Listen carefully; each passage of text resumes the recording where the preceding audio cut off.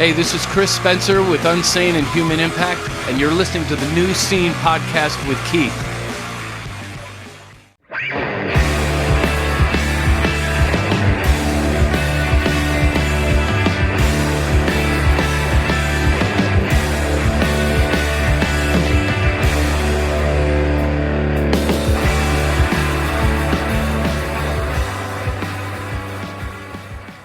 Hello, everybody, and welcome to the New Scene. I am your host, Keith, and we're back with another brand new episode. And on the show this week, we have David Yow of the Jesus Lizard.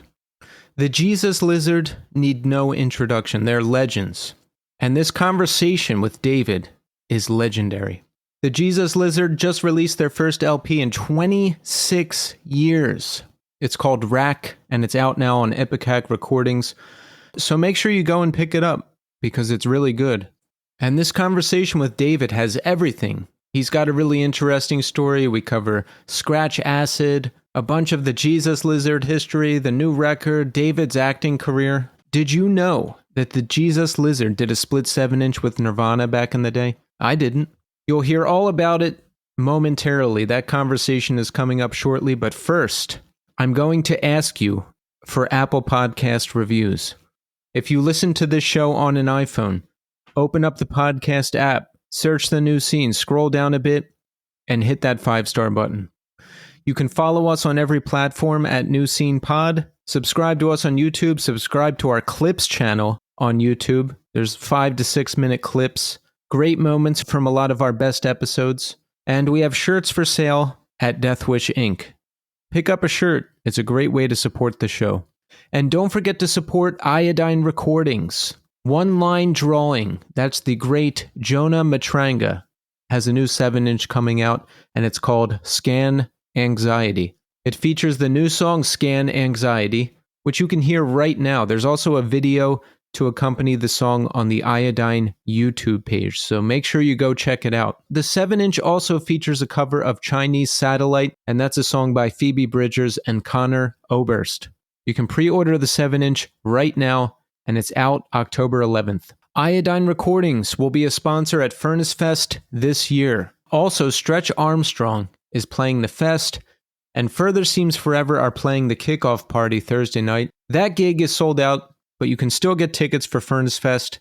Go see Stretch Armstrong, go to the fest, and say hi to the Iodine team at their merch booth. Audio Karate, the 20-year anniversary edition of Lady Melody, is up right now for pre-order. It's on limited colored vinyl. It's completely remastered. Go get it. And sign up for the Iodine newsletter. Whenever a new vinyl reissue drops, whenever a new record drops, whenever there's big news, you, the newsletter subscriber, will find out about it first. You can sign up at iodinerecordings.com and make sure you follow the label on Instagram at Iodine Recordings. Also, say hello to our sponsor for the month of September. Persistent Vision Records. Persistent Vision is an independent DIY record label based out of Richmond, Virginia, and they're home to a ton of great bands that we know and love. Page 99, Respire, Prisoner, Mossanira, Blind Girls, a whole bunch of great bands. And here are some updates from the label. Repercussions of the Self. That's the brand new album from the Funeral Sludge collective, Farn. And the album is out October 18th. The new single, Soul Shadow, is out now. And the vinyl pre-order is up in the US and Europe. Go pick it up right now.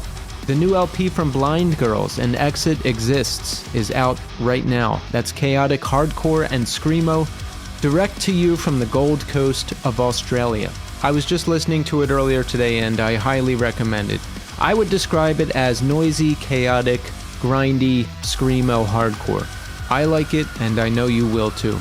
Rain, Il n'y a pas d'orchestre. That's the LP reissue. They also have a collection of splits and EPs out. That's on vinyl and cassette. Pick up these two new releases from Rain. Also, Pygmy Lush did an NPR Tiny Desk concert. That was their first performance in 7 years, before their performance at this past weekend's Dark Days, Bright Nights Fest. So go check that out. Very cool. Pygmy Lush on NPR Tiny Desk. Visit persistentvisionrecords.com or deathwishinc.com for records and merch from Abak, Masa Nera, Respire, Page 99, Prisoner. Have you heard Putrid Obsolete from Prisoner yet? That is a must listen. You can pick up those records and more. Also, make sure you follow Persistent Vision Records on Instagram at Persistent Vision Records for all the latest updates. Okay, so check back in with me in segment 3. There's a lot to talk about. There's some crazy good gigs coming up. We'll talk about that. We've got a couple new reviews. We'll read those. We've got some messages from people. We'll read that during the New Scene Community Hour.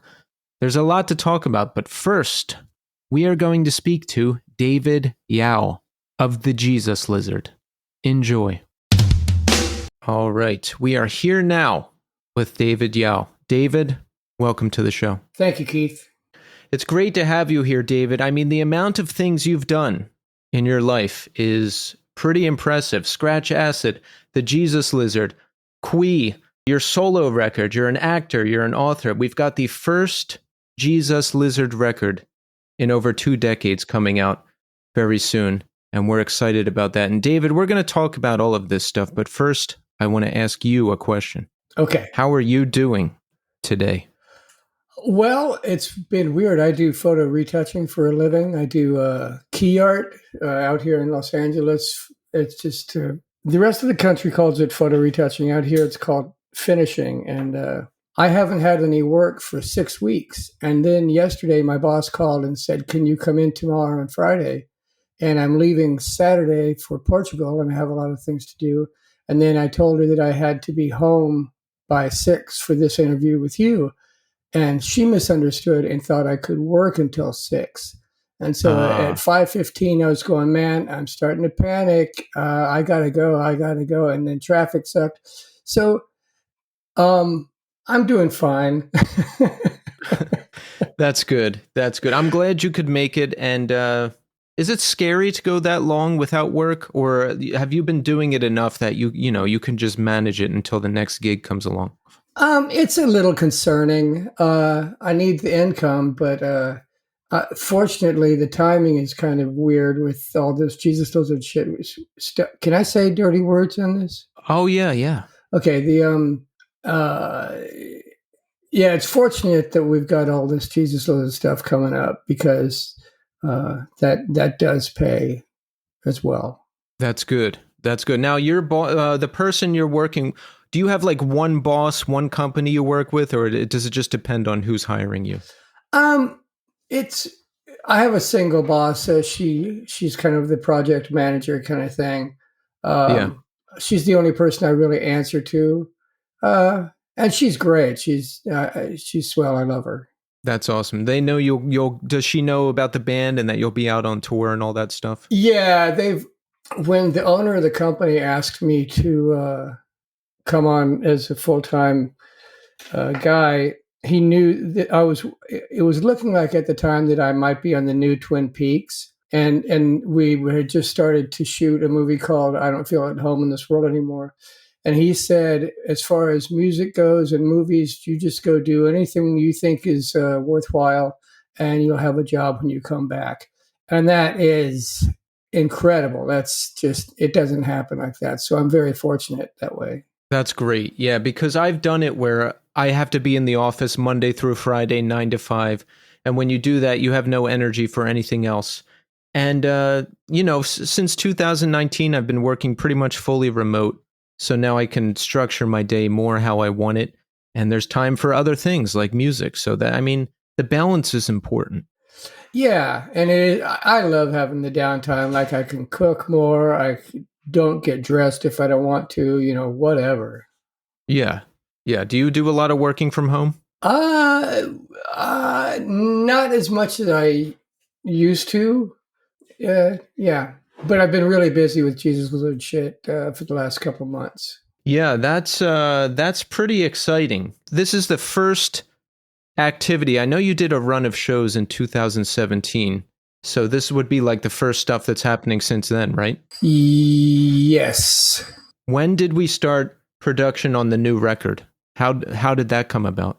It's hard to put my finger on it. I think because the other guys had been messing around with some ideas before they even told me that they were doing it, and I don't know when that was. I think that may have been in 2017. I'm not sure, but then at some point, Dwayne played me some of the ideas they had, and I said, "These are great ideas. What are you going to do with it?" And he said, "I don't know. What do you think we should do a record?"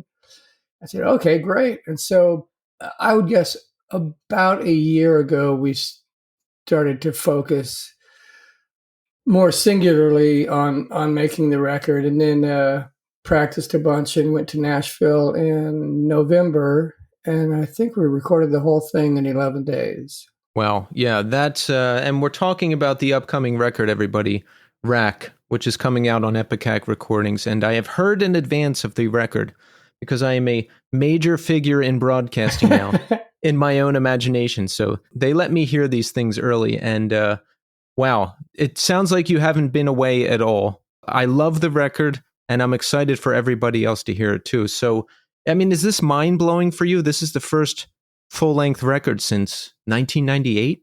Yeah, I'm not sure if it's mind-blowing. It's fun and exciting. Yeah. Yeah, and I'm thank you. I'm glad you like it. I like it too.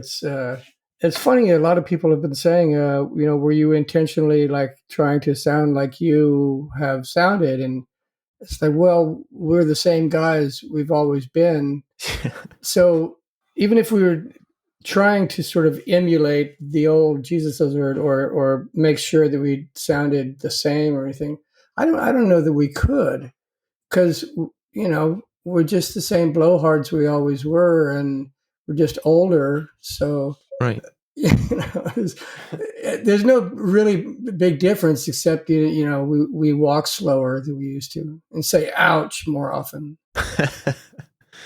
How long were you in Nashville? You said 11 days in Nashville recording the record. 11 days recording. I think we were there for about 5 days before that to practice. So you guys hadn't been together playing before that recording session? Like since 2017 when you did that run of shows? That's right. Yeah. We would in an effort to write these songs, which is weird because back in the old days, all four of us lived together for a while in a 3-bedroom apartment in Chicago. And then even after we left that place, we were always in each other's company. We, constantly touring and constantly practicing and recording.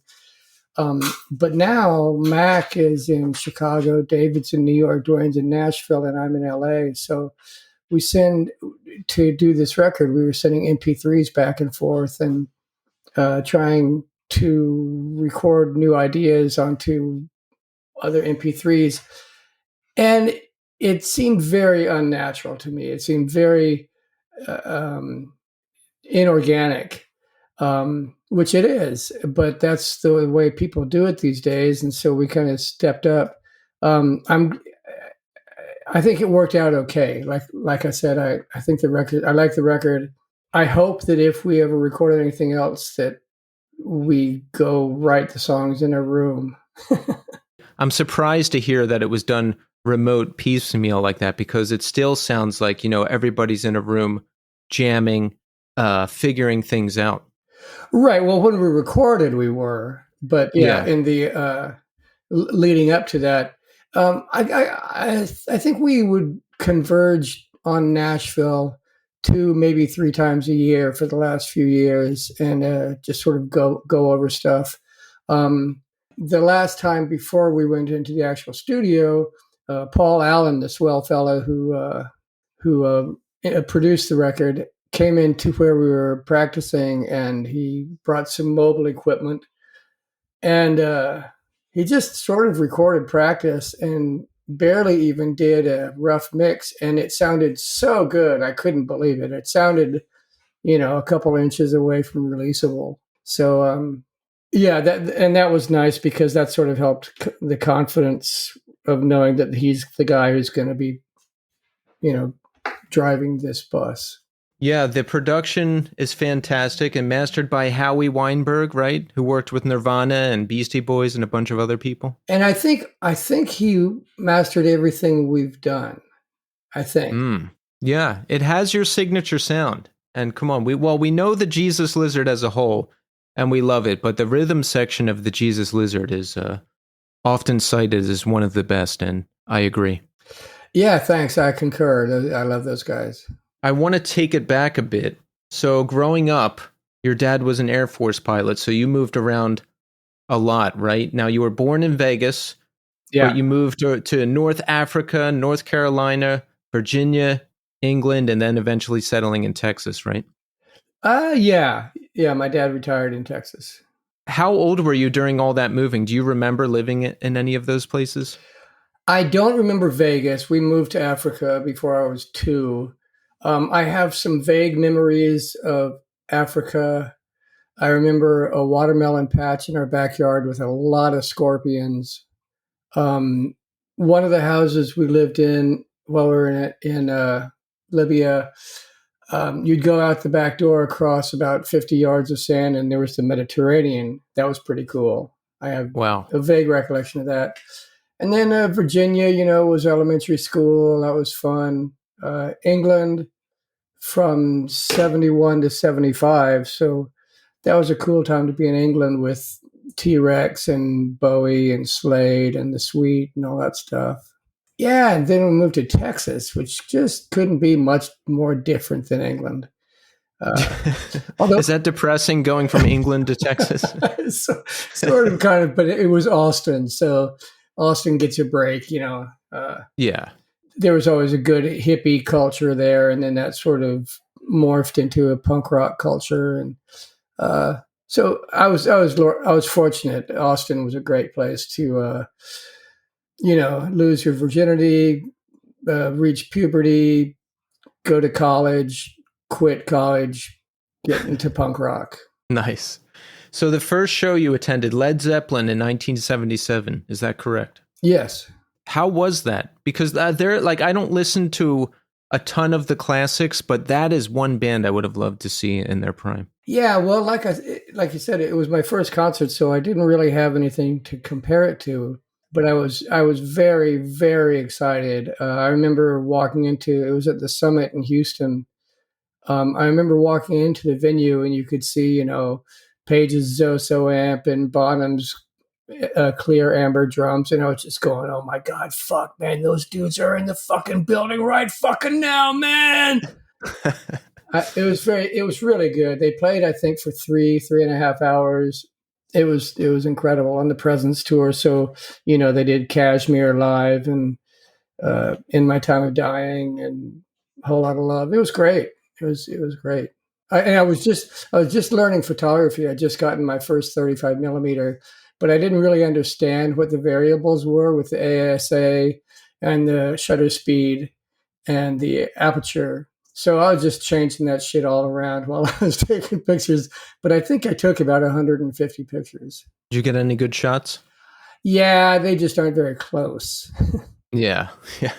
Yeah, I did that too for my first couple shows. I bought a disposable camera and just took a bunch of pictures of the back of people's heads. It was good. It was a learning experience.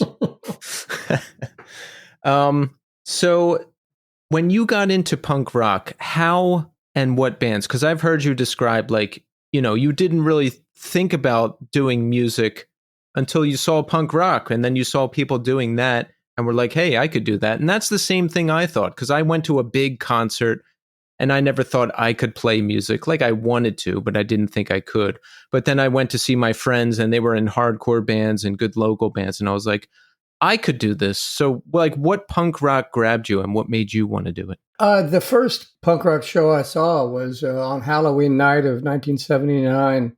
An Austin punk band called the Huns were playing. And you remember, well, I don't know how old you are, but back in those days, there were like publicity stunts kind of things. Like a bunch of the things that the Sex Pistols did were sort of like publicity stunts. And just shit like Ozzy Osbourne wasn't punk, but biting bat heads and that kind of thing. And so when the Huns, there was some thing I read about them in the paper, and I think that they called right before they went on stage. They called the police and said that there was a riot going on in this club, and so the cops came and arrested the band. And the lead singer for the band kissed one of the cops, and it was just a whole thing. And I saw them first, and I was flabbergasted. It was I had no idea that there was any kind of music like that was that energetic and that dangerous and compelling and exciting and emotional.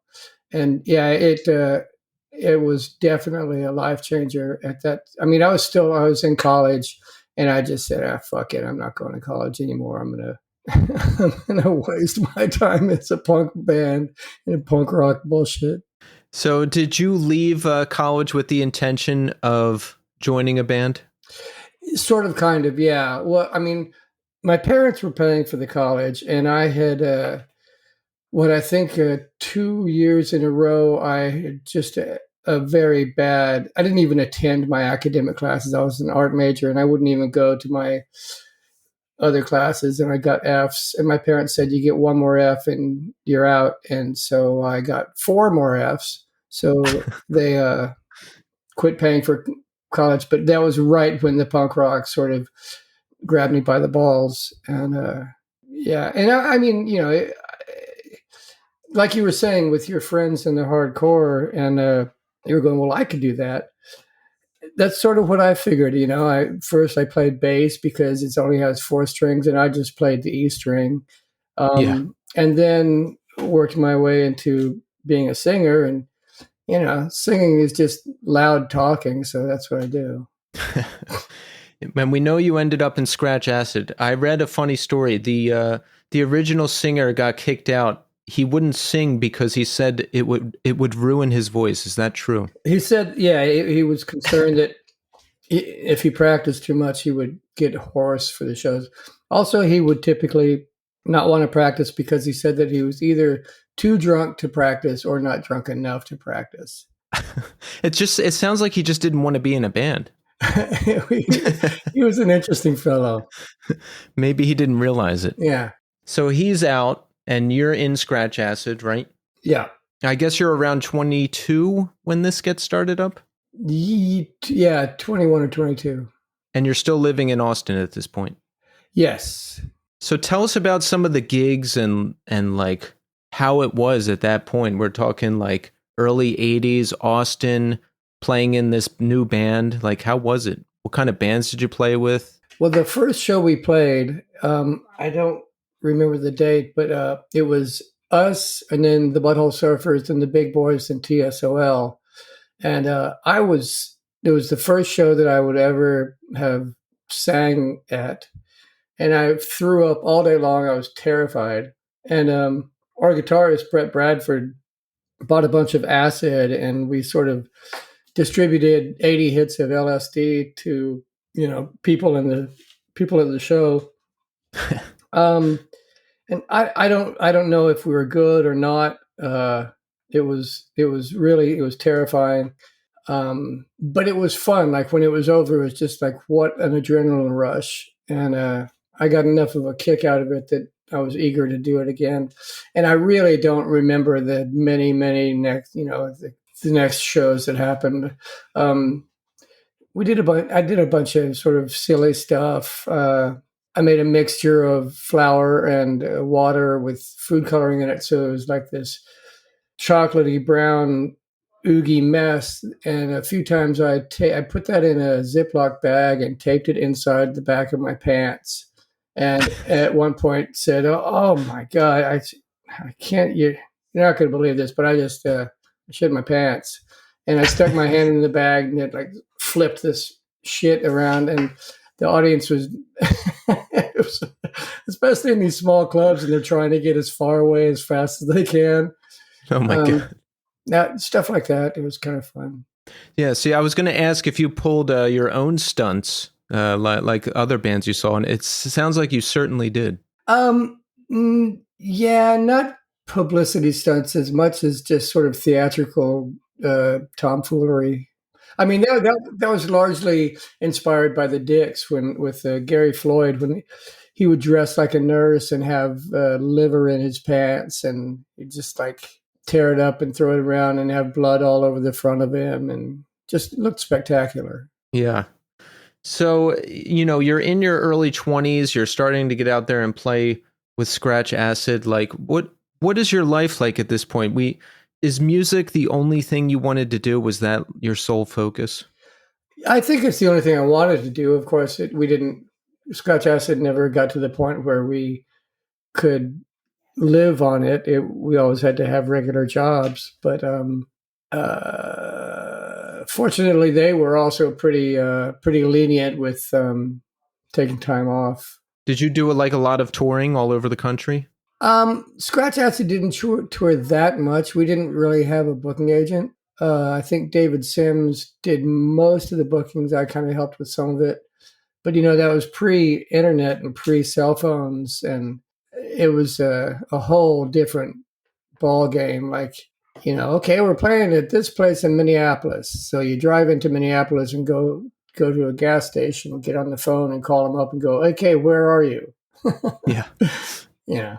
Yeah, I was curious about that because you've been doing music so long, like 40 years. So you've really seen everything. And when I did a little bit of tour, the first tour I went on was in 2002. So this was like just when cell phones were becoming a thing and just when MapQuest was becoming a thing.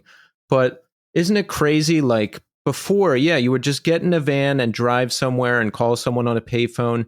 You didn't know what places look like. You didn't know how to get there or what they would be like. But now it's like, I don't know, technology has kind of flattened everything. You can go on YouTube and see a walking tour of anywhere. You can look at Google Maps and see anything. It's just like, kind of crazy how much things have changed. It is. And things have changed a lot, even since, like when you had that tour, when the Jesus Lizard was touring in the late 90s, a shit ton of the mom and pop restaurants off in America are gone, and like the best food you can find on the highway is Starbucks. It's like, what the fuck? It's like it's weird. It's now on the highway. It's all those horrible gigantic malls, and there's the itty bitty wonderful restaurants you love to go to. I mean, there were places that we would hit all the time. Like, well, we're going to, I want to say Vacaville, but that's not right. Anyway, there would be restaurants that every time we were in whatever town, we'd go to this place or whatever. And now that's all gone. Yeah, now it's what is it? The Bucky Beaver Giant Store and whatever chain I guess is out there. Is there really Bucky Beaver? Yeah, you ever go to one of those? No, I don't think I have. Is that that sounds like a hardware store. No, it's like this famous place. They're touring bands always go there. It's like it's a gas station, but it's like the size of a Walmart. Oh. And they have everything. But I have to say, it is pretty good. Like the pulled pork sandwich there is good. Oh. The food is like legit. Okay. So next time you're on tour, have them stop at the Bucky Beaver. I'll have. Yeah. Okay. Do they put coleslaw on the pulled pork sandwich? I don't think so. You know what?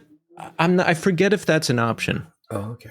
You'll have to see when you go there because I wouldn't get coleslaw, but they might have it. I forget. Okay. So Scratch Acid ends around 87. What happened? We just weren't working out anymore?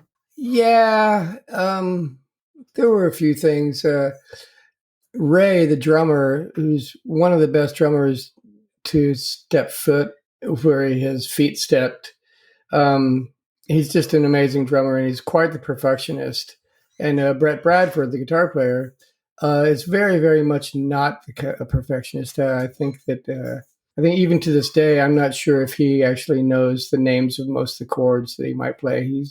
He's kind of a search and destroy on playing guitar. He is like, are you familiar with Einstürzen and Neubauten? No.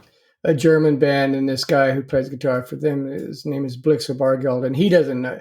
If you said, play Happy Birthday on the guitar. He couldn't do it, and Brett couldn't do it. So at one point, so there was always this sort of electricity between the two of them. And we were playing a show in Minneapolis, and I don't know, Brett was taking too long to tune up or something, and Ray just counted off for a song before Brett was finished. And they got in a big argument, and it almost came to blows, but not quite. And after the show, Ray just walked off into the darkness, and we had 3 more shows to do, and he said, I quit. And we told him, okay, well, you call the promoters and tell them, you know, that you're quitting and we're not going to be able to make that show. So we did this 3 other shows and got back home, and it was all over. So how did you feel at that time? I mean, were you like upset about it, or did you just move into the next thing pretty quickly? I didn't really mind. I didn't really want to do music. I mean, I didn't have any desire to do music. I wanted to really paint or draw, or that was more interesting to me. I felt like when Scratch Acid broke up that I had done everything I needed to do as far as music goes.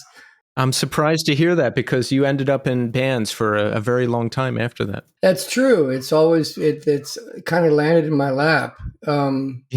Like with the Jesus Lizard, Dwayne had recently moved to Austin from Detroit, and he'd gotten in a band with Biscuit from the Big Boys called Cargo Cult. And they were kind of like jazz punk, very weird thing for the town. But Dwayne and I became friends, and he said that he had some studio time and he had a few songs that he wanted to record, and would I play bass on them? Because he knew I had played bass in the band. I said, well, I'll try. I'm not very good. And it didn't work. And I said, let's get David Sims to do it. And so then that band just sort of like, it just kind of came out of nowhere. Suddenly we had these songs. And then up there in Chicago, Big Black had broken up, and Steve wanted to, Steve Albini from Big Black, etc., wanted to make a band that he thought was more harsh than Big Black. And he'd already solicited Ray to play drums. And then David was going to play bass. And David and I were roommates at the time. And so I was pretty sick of the sort of soapbox that Austin had become.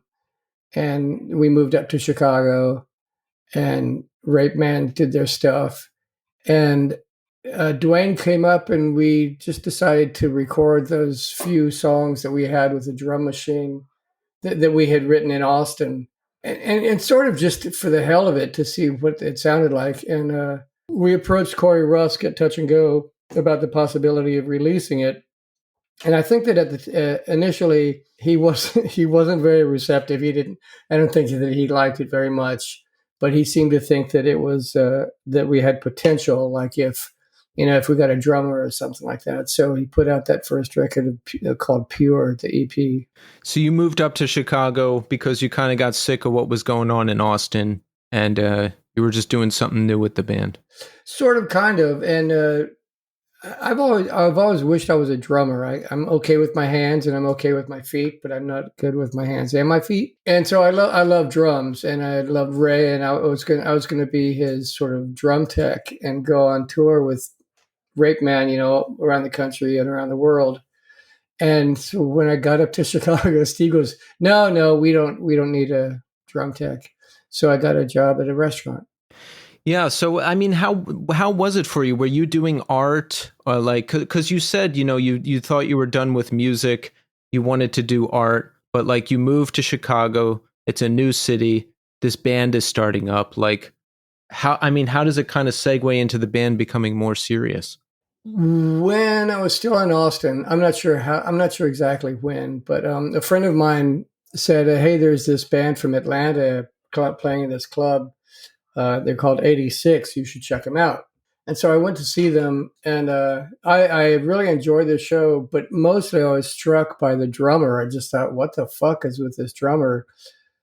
He was just incredible. He was so much fun to watch and so much fun to listen to. And I've said before, I feel like after John Bonham died, his leg somehow found its way onto Mac, and Mac actually has John Bonham's right leg. But I remember Mac and I introduced myself to him at the end of their show. We sat at the bar and discussed how if we ever had the chance that we should make music together, which of course you don't expect at the time. I didn't expect anything to happen. But then once we had finished recording Pure and we thought about the possibility of becoming an actual band, we contacted a couple different drummers, and then I called Mac and I said, "Hey, you want to? I'll send you." We sent him a cassette of Pure, and said, "Would you like to play this kind of stuff?" And he said yes, and moved from Atlanta to Chicago. And the first time we all four played together was just it was kind of magical. It was just the chemistry. It was really good. And I've always thought that the chemistry of the most important ingredient in any band is the chemistry between the people in the band. And we have good chemistry. Yeah. It's weird how, like, you just put certain people together and it just happens, and sometimes you have that thing, and Jesus Lizard most certainly has that thing. You're kind. Thank you. Of course. So we recorded the debut record Head with Steve Albini. How was that? I think it was fun. It was fun working with Steve. He was pretty experimental, particularly with recording vocals. Less so with the instruments, but it was really fun to work with him. He worked quickly and inexpensively, and also it was cool because we were sort of kind of just becoming friends. I mean, I'd known him a couple of years, but didn't know him that well, and then it was a great experience. Yeah. Did you become pretty tight with him over the years? Sadly, we lost him this year, so I'm just curious about, like, your relationship over the years. Yeah, there were a few years where Steve and I were kind of besties. We spent a lot of time together. He's a total badass in pool. Well, he's a badass in anything. He was a badass in anything that he was interested in. If there's something that he was interested in, he was going to do it better than anybody else, or close to it better than anybody else. And like his game in pool was 3-cushion billiards, which is the big table with no pockets, and it just got 2 white balls and a red ball. And in order to earn a point, you shoot your ball, and it has to hit both the other balls before it hits the second ball, it has to hit 3 rails. And so the physics of it are extraordinary, and anybody who can do that, pool is child's play. And Steve and I would go to this place, Chicago Billiard Cafe, and spend like 8 or 10 hours a day there just shooting pool. And I got pretty good, but I never once ever, never a single time ever won a game. I never beat Steve in a game of pool. Yeah, amazing pool player, amazing poker player, amazing recording and engineer, musician. He really does do it all. Amazing chef. He was an outstanding cook. Oh, yeah? Yeah, and he remembered everything he ever learned. He was kind of a genius that way. Wow. Yeah, the outpouring the day he died was really touching. When was the last time you talked to him? Had you kept up with him? That's a funny question to answer, because it was about 2 weeks before he died. He texted me, and I always thought it's funny that he used the word dude, because he's got a huge vocabulary, and when he speaks, each sentence sounds like he spent the morning figuring out what the sentence is going to be, because he was so eloquent. But he's used the word dude, and he texted me and said, "Dude, you guys are putting out a new album. People will just shit themselves." And that's the last I heard from Steve. Wow. That's pretty touching. I like that. Yeah. I like that. Yeah. I read a funny story about the song Mouth Breather from Goat. It was tell the story. Tell the story about what that song is about. Well, Steve had gone out of town. I don't remember anyway, he'd gone out of town. And at the time, most of, if not all of the Slint guys, the band from Louisville, Kentucky, were living in Chicago. And so while Steve was gone, he had Britt Walford, the drummer from Slint, house sit for him. And one night, I guess Britt came home and had lost the keys. And so he broke the door down. And instead of repairing it, he just put it back up with some, 3 or 4 2x4s across the door, and would climb the wall and get into the upstairs window to get in and out of the house. And he fucked up a couple other things too, but it was pretty comical. And Steve and I were talking about it one time, and he said literally, don't get me wrong, he's a nice guy. I like him just fine, but he's a mouth breather. And I thought that was so funny. I made a song about it. Yeah, when I read that story, I went back and read the lyrics again, and it literally just looks like the conversation Steve probably had with you. And it was just funny seeing it again in that context. Right. And the story, there were some embellishments in the lyrics. Nobody actually died. Yeah. So we know Jesus Lizard ends up on Capitol Records. How did that happen? Ah, geez. Well, when the whole Nirvana feeding frenzy happened, we had a handful of major labels kind of sniffing our butts. And I really liked a guy from Atlantic named Al Smith. He was really cool. He signed the Melvins to Atlantic. And there was a feller, Dave Ayers, who I think at the time was managing Helmet. And then he started working as an A&R guy at Capitol. And we talked to them. Gary Gersh was running Capitol at the time, and he sort of kind of seemed like a guy, like, I'd be willing to hang out with him, have some beers with him. Whereas like Jimmy Iovine, who was running Interscope, was a complete fucking self-important prick. And and Gary wasn't like that. So I think that's part of the reason that we chose Capitol. And I think we signed I don't remember how much money for 3 records. I think it was $1 million for 3 records. And we recorded one. And then due to familial obligations and loyalty, Mac kind of left the band. And so we got this other guy to play drums on the second Capitol record.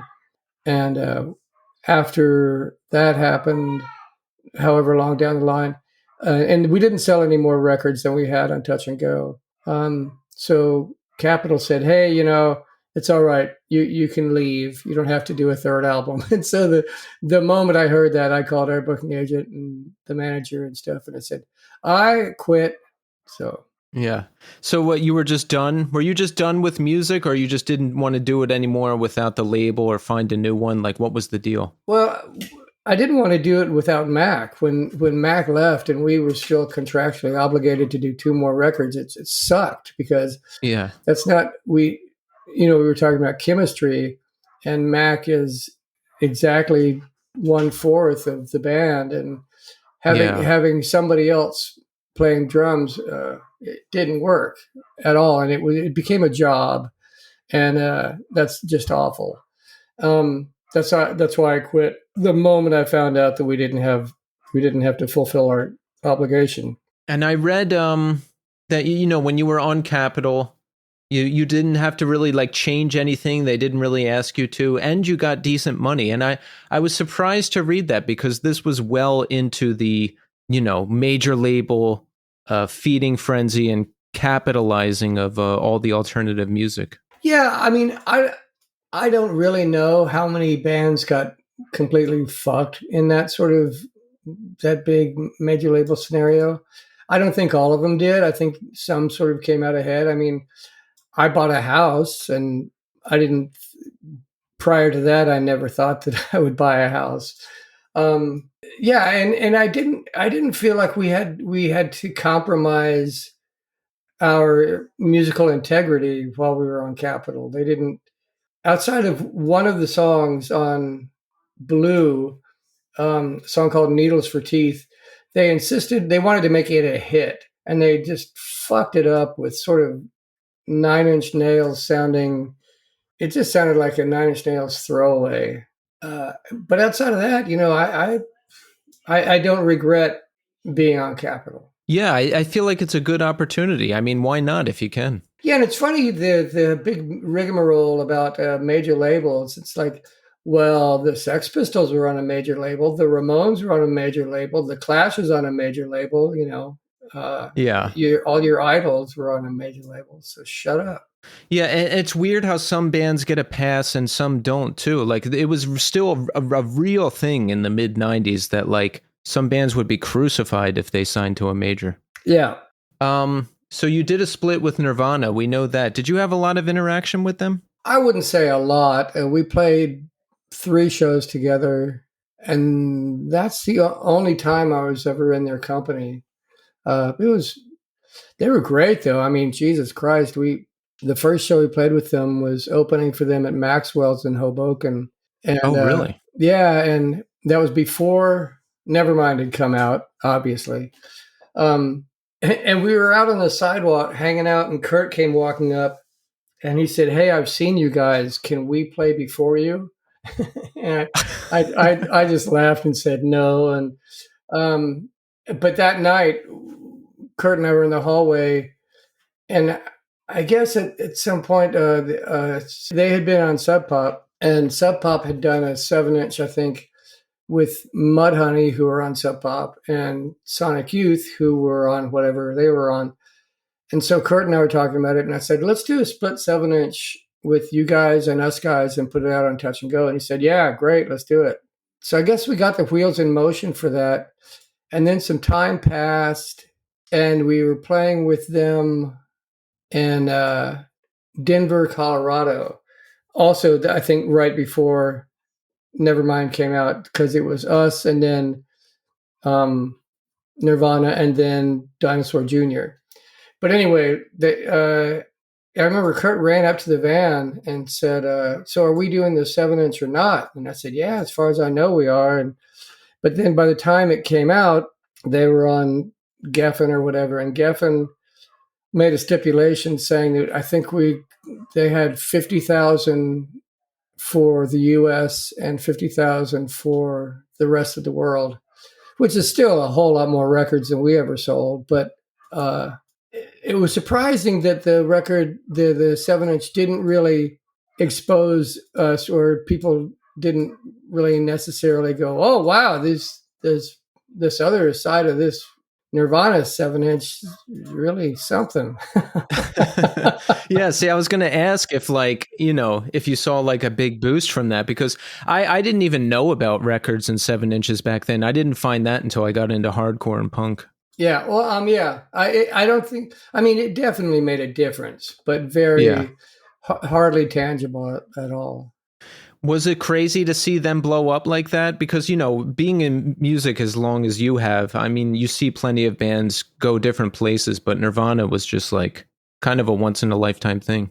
It was pretty weird. I mean, there was a point when you honest to God, you couldn't go anywhere without either hearing them or hearing somebody talk about them. It was like, I mean, it was like Beatlemania. It was insane. And I was talking to him one time, and I said, I think it's wonderful that you've had such great success and you've got so much money and all that. But, if you were Kurt Cobain, you couldn't go in a fucking grocery store without getting hounded.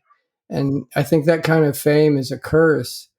The last show we played with them was at Roseland in New York City. And It was after Kurt had tried to kill himself in Rome, and it was just heartbreaking how fucked up he was. You could see that? Oh man, he could barely talk. He was so, Oh, and I mean, fucked up on drugs, not just like yeah. screwy.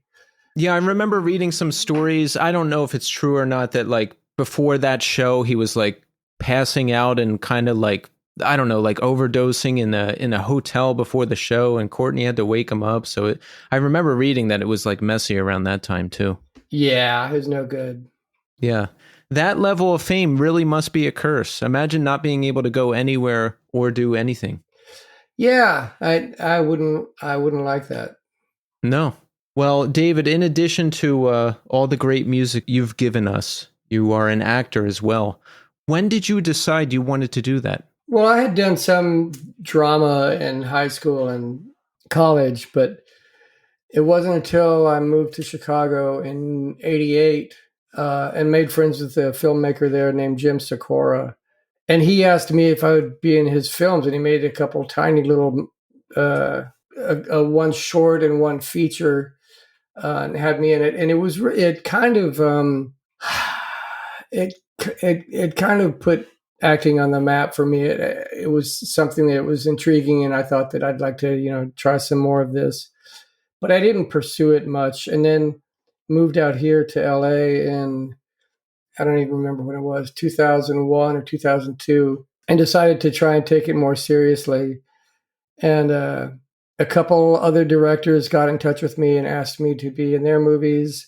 And so I took some classes. I took a handful of classes ranging from really good and really sort of enlightening to really, really bad with these fucking casting directors who teach classes who they weren't has-beens, they were never was, and just so weirdly Hollywood. Yeah, and then I got to do a movie called I Don't Feel at Home in This World Anymore with a director named Macon Blair, and hands down one of the most wonderful experiences of my life. Working on that film was so great, and we became everybody on it. We became friends. We still have a text thread that pretty much every day we hear from, either Elijah Wood or Melody Linsky or Robert Longstreet or Devin Gray or Jane Levy. It's just amazing that we're all friends, and any one of them will still tell you that that's the most fun project they ever worked on. And in other news on that, like with some of the acting I've done, if things are going right and you're doing your shit right, and the person you're acting with is doing their shit right, it's amazingly personal. And it's not like, and the director calls cut, and suddenly it's like, what the fuck, man? I wasn't me, you weren't you, we weren't here. Yeah. It's when that happens the way it should, it's complete magic. It's just, and it's so personal. It's amazing. And so that's sort of why I want to do it, because I would like to achieve that each time. Yeah, it's the best. I took an acting class in late 2018 and into 2019, and we put on a production that I ended up getting the lead in, and I fell in love with it too.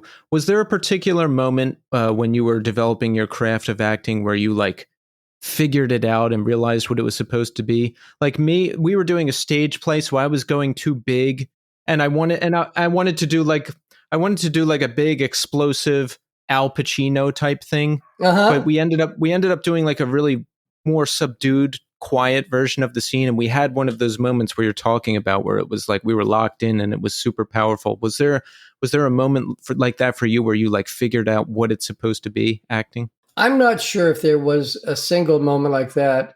A lot of the classes I took because I would get so scared at auditions, and sometimes when we're shooting, like I would just get so nervous and terrified that I took classes hoping that that would make. I even took audition classes hoping that would alleviate the terror. And I don't know at what point it stopped. I just, we were shooting some movie. I'm not even sure which one it was. And we were done with the scene, and I was like, I forgot to get scared. And that was a great revelation because it allows you the complete freedom of having a good time and getting the performance what it should be instead of going, God, I sure am scared. Right. That's what I realized is that it's real. Like acting is real. You're not pretending. You have to access those emotions somehow. You have to get there somehow, and then it comes across. Yeah. Yeah. And yeah, for instance, there was a part in I Don't Feel at Home in This World Anymore when my character and this other character are at a fireplace, and I'm going through this lockbox and I'm looking for money. And I had been working with the guy who's there, his son, and his son got killed. And at one point he turns to me and says, "Where's my son?" And I was glad because I hate this guy that his son was dead, but his son was a friend of mine. So I was saddened by that. And so it was kind of like, ha, ha, ha, ha, you don't have a son, buddy. And I remember I could see in my peripheral vision as we were shooting that, I could see Macon just like, he was so excited and he had his fists in the air and he was just getting so excited. And he saw it cut and he goes, "Harry Dean Stanton." And that was one of the biggest compliments I ever got. I don't know why I chose that story. I love that. It's funny. I was just thinking about Macon the other day because I mentioned Jeremy Saulnier, the director. Yeah. And he directed Macon in Blue Ruin, which is a great film. Yeah. Yeah. And I Don't Feel at Home in This World Anymore. Also great. Your role in that was fantastic. Thank you very much. How long on that? Like how long of a shoot was that? I think I was in Portland for about a month. Yeah. That's not too bad. No, it was great. It was one of the highlights of my life. You were also in Under the Silver Lake. Yeah. Yeah. How was that? That was really fun. That was interesting. Mark Bennett was the casting director on that. Mark, we've sort of clashed a couple times. I'm not. He's gotten me in a couple things. Yeah. And it was really funny. I had done the audition for Under the Silver Lake, and I got a call back, and David Robert Mitchell, the director, was there. And he had me do this scene where I'm sort of interrogating Andrew Garfield, asking him, why does he have these dog biscuits in his pocket? And David Robert Mitchell got right in my face while we were doing that scene. And it was so weird. He was like, his face was 8 inches from my face. And he's just looking at me while I was trying to act. And it was extremely uncomfortable. But I got the part, and it was great. It was a blast to work with him and Andrew Garfield. And I love that movie. It's got incredible repeatability because there are more Easter eggs in that film than anybody will ever find. Yeah, there's like so many articles and YouTube videos about it. There's a lot there. Yeah, there's a whole big Reddit thing on it, like people who discuss constantly, just picking it to pieces. It's amazing. Those auditions must be tense, right? Because you're doing an intense reading like that, and you've got someone 8 inches from your face, like observing you. That didn't happen very often. I think that's the only time that happened. But these days, it's all self-tapes, and it's soul-crushing. A couple months ago, I had lunch with my manager and my agent, and I said, I'm not doing auditions anymore.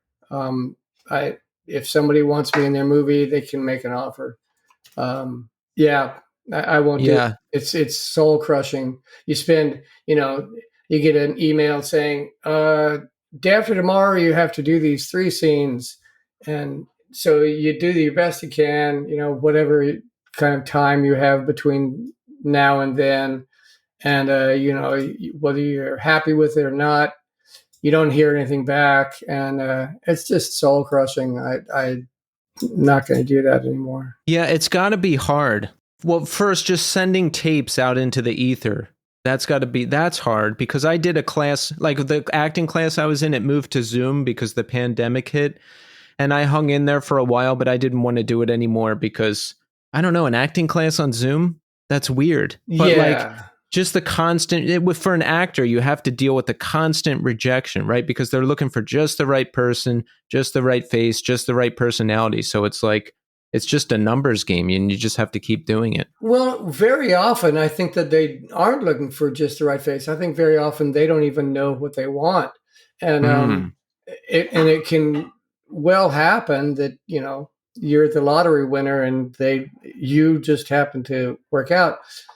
But, you know, when the old ones where you had the director, a casting director in the room with you, or David Robert Mitchell right in your face, you could have feedback and you could take notes and you could respond to the way they are thinking about what you're doing instead of interpreting it how you interpret it, put it on tape and then send it off and never hear anything about you suck or you're great or whatever. You never hear anything unless they choose you. Yeah, that's interesting. Maybe they don't even know what they're looking for. They're just waiting to see someone and say, that's it. I think very often that happens, Keith. And I think part of the reason that I was always so terrified is because I would think of the casting directors like it was like a job interview where, you know, back when you're a kid and you go to job interviews, I was always scared. I was just terrified of this. And I was the same way with casting directors until I realized that they're on your side. They want you to do great because that makes their job easier. So if boys and girls, if you're interested in being an actor, it's okay. The casting director's on your side. There you go. Words of wisdom. Yeah. So the Jesus Lizard first reunited in 2008. How did that come about? I think it was 2009, but it doesn't matter. I think Barry, I forget his last name, who started the All Tomorrow's Parties things in England. Yeah. He got in touch and said, you know, would you guys get back together and do a show? And it sounded like a good idea. And so we got we practiced and went and played All Tomorrow's Parties in Minehead in England. And I don't know, added a few other shows around that. And then subsequently, since, you know, in the next few years, there were a few times where we got together and did what I call reenactment tours. And typically it's from some offer from a festival that's going to offer us a shit ton of money. And then we can fill in with club shows. Yeah. So you did some between 2009 and 10, I think. And then there was another gap in there. What happened? You just didn't want to play anymore? Or I don't know. I have no idea. Really? Yeah, I think everything just maybe that was when the other guys were working on stuff that they didn't tell me about. So you just weren't in the know. I was not in the know. Well, we have you back now, and we're very happy about that. And we have Rack coming out, and we're very happy about that. How did you first hook up with Ipecac? You were at a Tomahawk show, right? And you met Mike Patton? That's how I met Mike, yeah. Yeah. I had met Greg Workman, who's the other partner in there, several years before. And then when I was in Quee, Ipecac put out a record with Quee, so I became, sort of business partners with them, or not, whatever, on their label. And so I knew and was friends with Mike, and I knew and was friends with Greg. And so when we finished recording Rack, partially out of obligation, largely out of loyalty and love for him, we offered it to Corey at Touch and Go, knowing full well that Touch and Go is not really a working label anymore. They reissue stuff and they put out shellac records, and that's about all they do. So Corey said, no, I love the record, but I wouldn't be the right place. So the second choice was easy, and Ipecac was thrilled to do it. Yeah, that's awesome. I read after a Quee gig in 2008, you got hospitalized for a punctured lung. Is that accurate? It wasn't punctured. It was a trauma. It It started in 1987 when Scratch Acid played the I-beam in San Francisco. I fell on a monitor and cracked a couple ribs and broke a couple ribs. And that just sort of has to heal itself. But then at a quiz show, I fell again, and I think it knocked my lung loose from the chest cavity.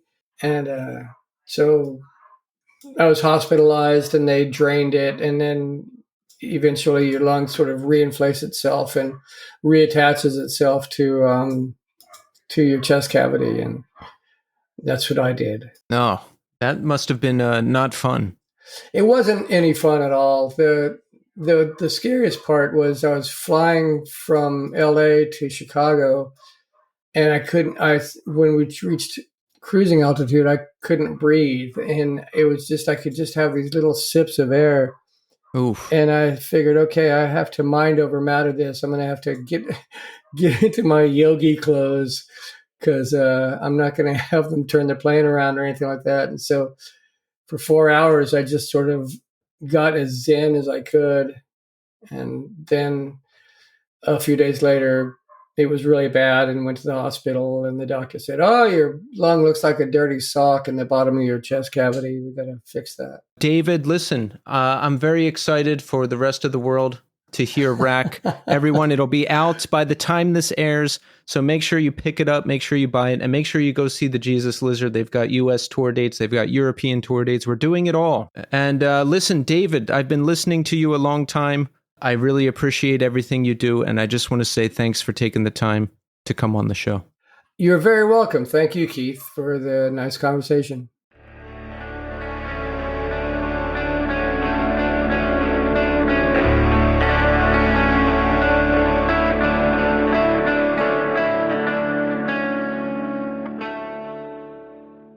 And there you have it, David Yow.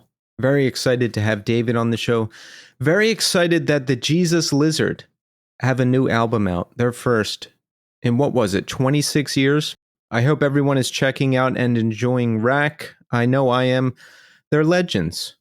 Legends. Like I mentioned to David, one of the best rhythm sections out there. I was just at band practice yesterday talking to Armando, the bass player in my band, and I mentioned that I was going to have David on the show, and I was mentioning the Jesus Lizard, and I said one of the best rhythm sections out there, and he wholeheartedly agreed.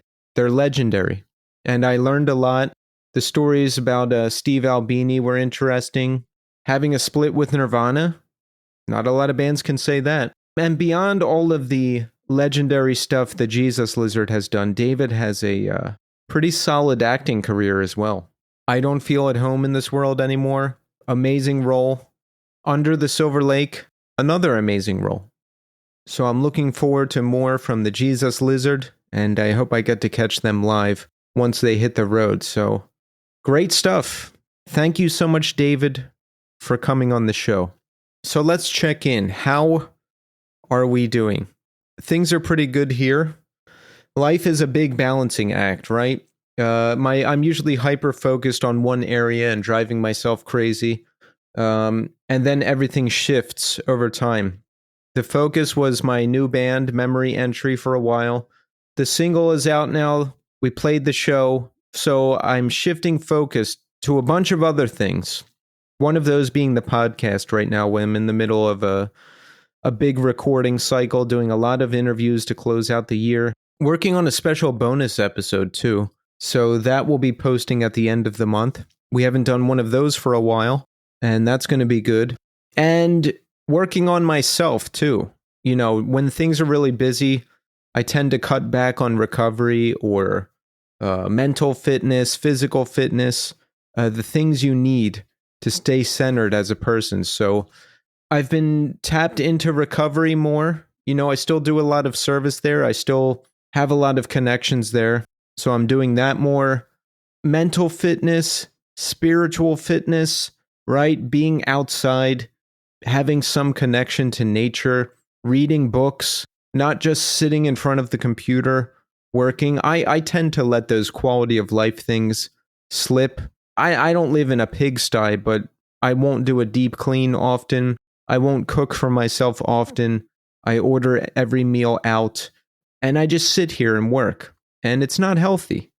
Because you sit here, you're in front of 2 big monitors all day. My eyes hurt. So every day now I make it a point to get outside.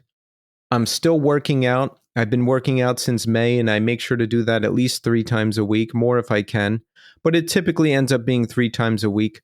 I don't want to push it. I don't want to run too much and blow out a knee or get shin splints or injure myself. So I've worked up to 3 times a week, and maybe it'll be more. We'll see. And I'm trying to take more time to do the work and recovery I need to do, which involves a lot of reading and writing, step away from the computer, sit in the other room, or just read a book. Just read for the sake of sitting there and reading and not just be in front of computers.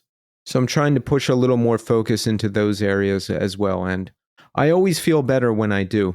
Other stuff going on, there's a lot of good shows coming up. A lot of good shows. Have you seen this Dillinger show that got announced in Philly? Check this out. Dillinger Escape Plan, November 23rd at Franklin Music Hall in Philadelphia. We've got Dillinger with Dimitri on vocals, Pissed Jeans, The Red Chord, Hers, and Rid of Me. What an unbelievable show. I will be going to that. I bought a ticket because I had tickets for the Dillinger show here in Brooklyn when they played over the summer, I think. But I was sick and I could not go. But I will be going to this, as long as I don't get sick or something else comes up again. And did you see the Refused final tour announcement? Refused, the final tour with Quicksand as an opening band. Wow. There was a big post made by Refused on Instagram by their drummer David Sandstrom, and he explained everything that's been going on with the band since they reunited way back in 2012, I think it was, and everything leading up to this final tour. I thought it was really interesting. Check it out if you haven't read it. But this will be the final Refused tour, according to the band, with Quicksand opening. So I bought a ticket for that as soon as I saw that was up, because I have not seen Refused yet, and Quicksand is always an incredible band to see, so I will be going to that for sure. We've also got Coalesce and No Man coming up. That's going to be a good one as well. I am pretty excited about those shows.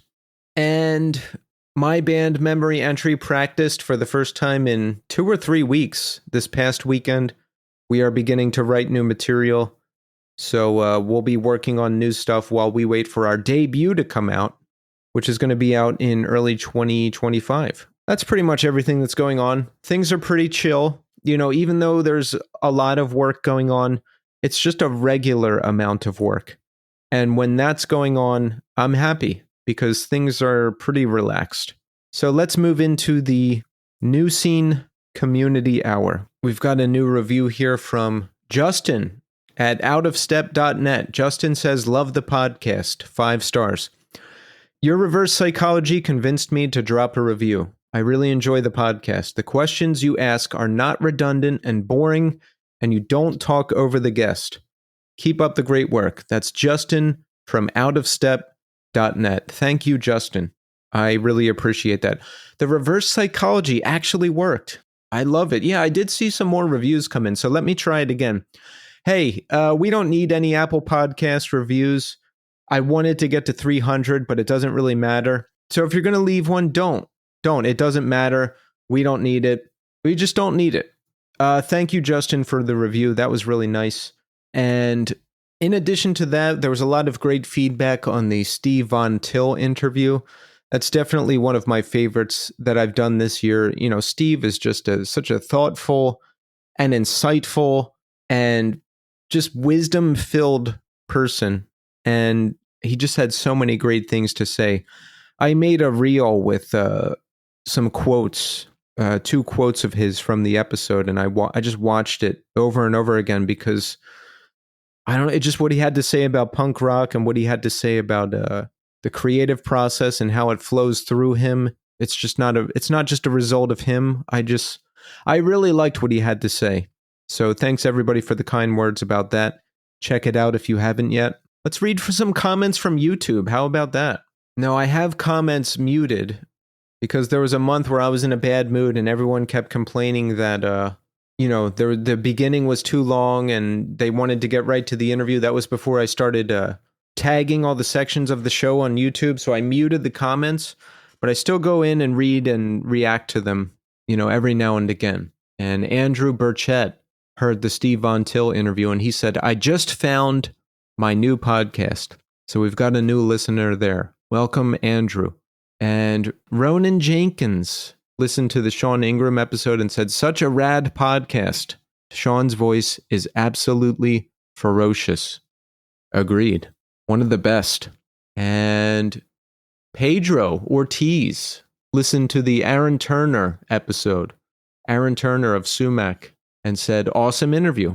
Thank you, Pedro. Yeah, Aaron, that was definitely one of my favorite that I've ever done. Thank you for checking that out, Pedro. And get this. Okay, the Kurt Ballou episode. I love when people say this, and it's usually on YouTube that people say this because we don't get a ton of views and listeners on YouTube because that's not our biggest platform, but I love when people say this. Episode 169 with Kurt Ballou from Converge. Strauss pulled at random said, why the fuck hasn't this got 1 million hits? Brilliant. Yes, Strauss, I agree with you. It should have 1 million hits. But here's the thing. YouTube is not our biggest platform. Most people listen on Apple Podcasts and Spotify. The amount of people that listen on those platforms and other podcast platforms dwarf the amount of people that listen on YouTube. But I love YouTube. I spend a lot of time there, and I want to have a presence there, so I upload all of our episodes there. And we do get pretty consistent followage on YouTube. We get new subscribers every month. It's growing. We're getting closer to 1,000. So there's the YouTube channel where all the episodes are, and we have a Clips channel. So that's getting more subscribers as well.